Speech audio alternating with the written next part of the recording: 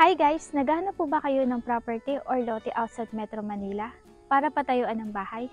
Or nagtingin-tingin pala kayo ng location para may option kayo?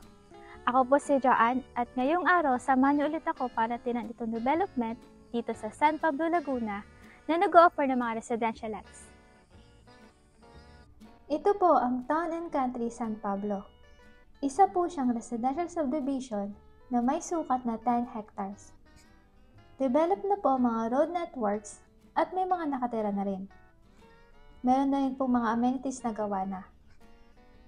Kabilang po sa mga amenities dito ay covered basketball court na katatapos lang, clubhouse, swimming pool, mga pocket parks, playground, at open space.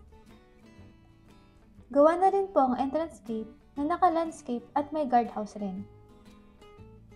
Tahimik at maliwalas po dito sa loob ng community. Madaming mga greens at paglabas nyo naman dito ay may mga malalapit pong schools, hospitals, at shopping areas. May mga dumadaan din pong tricycle para madali mag-commute. Ang sukat po ng mga lote dito ay between 100 square meters hanggang 182 square meters. Kung gusto nyo po ay mas malaking size, pwede pong dalawang magkatabing lote. Kapag magpapatayo naman kayo ng bahay, ay single detached po ang pwedeng ipatayo. Up to 9 meters po ang height ng bahay na allowed.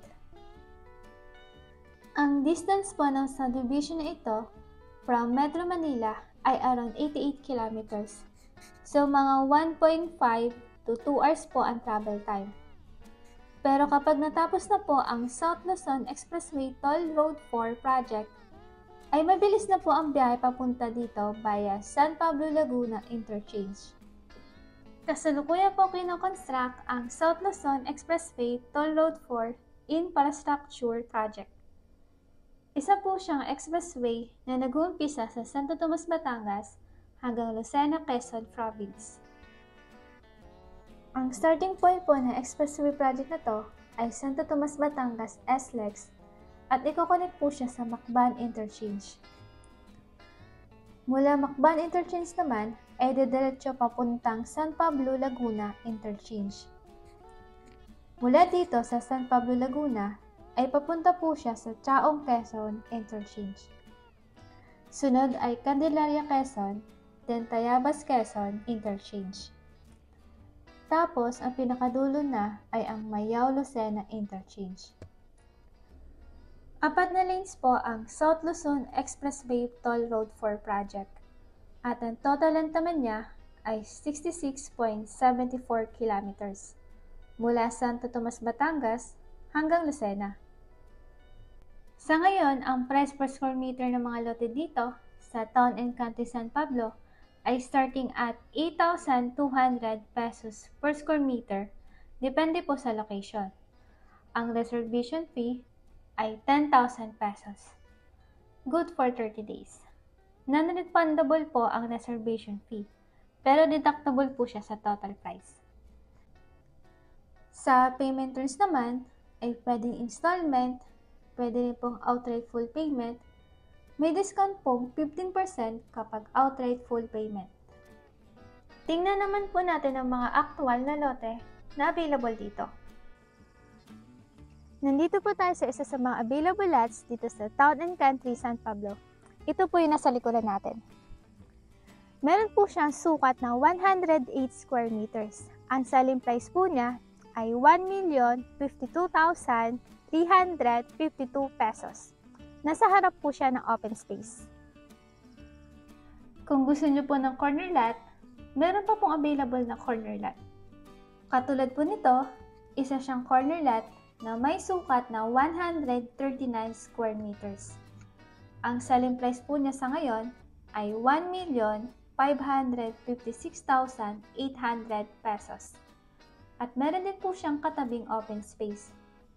Pagka open space ay vacant lot po yun. Hindi siya papatayuan ng bahay. Pero kung maliit po ang 139 square meters para sa inyo, pwede po kayo sa dalawang residential lots na magkatabi para mas maluwag ang bahay na pwedeng maipatayo.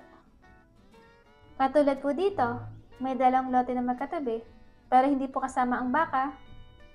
Ang isang lote ay may sukat na 108 square meters at ang katabi naman po niya ay 108 square meters din. Total of 216 square meters. Ang selling price po kapag pinagsama ang dalawa ay 1,983,744 pesos. Sa dalawang lote na po yun. Pagdating sa construction ng bahay, ay pwede na po siyang mapatayuan once mapuli paid ang lote. May freedom po ang mga lot owners na pumili ng kanilang contractor na gagawa ng kanilang bahay. In case wala po kayong kakilala, pwede po ako mag-recommend. Ang maganda po sa lot only ay makakapili po kayo kung anong materials ang gagamitin during construction.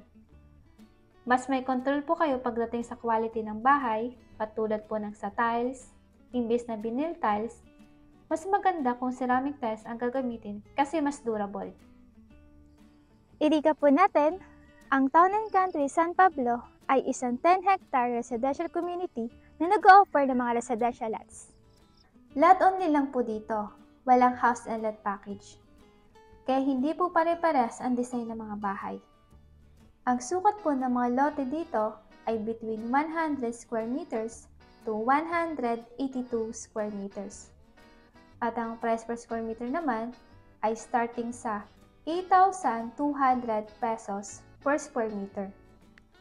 Kung gusto niyo po kumuha ng residential lot dito, or kung may mga question po kayo about sa property, mag-message lang po kayo sa number na nasa baba. Maraming salamat po sa panonood. Ako po ulit si Joanne, at magkita-kita ulit tayo sa susunod na video. Hanggang sa muli! Bye!